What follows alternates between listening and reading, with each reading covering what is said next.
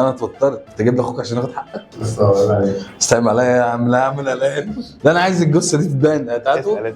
يلا صح. بالصلاه على النبي زي ما انتم شايفين. اديني الوضع الاول. اديك الوضع الاول سايد تشيست. الصلاه على النبي. اديني الوضع الثاني. الوضع الثاني بقى لا سبرنت كده. يلا الله. اديني الوضع بقى اللي هو هو 69. حافظ الحاجات دي. ايه بقى الكلام بقى؟ ايه يا اسطى في ايه؟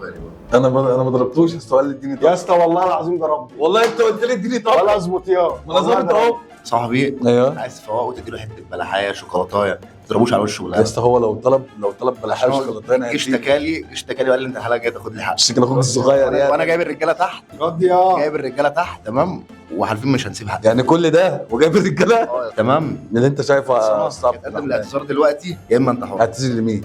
اهو الراجل قاعد قدامك. لا يا صاحبي انا هتضرب عادي، بس ما يا عم انت عمال في ايه؟ خد بالك ما هو ها قدامك 3 ثواني. مش واحد هعتذر يا اسطى. 2 يا اسطى انا هتضرب ومش هعتذر. طب فرك شايف بقى الكاميرا دي. لا خد بس. فاهمك. طب ايه ده؟ بعد الحلقه خلاص، بعد الحلقه انا هنزل لكم وشوفوا انتوا ناويين تعملوا فيا ايه وانا معاكم. مستنيكم. الصلاه على النبي.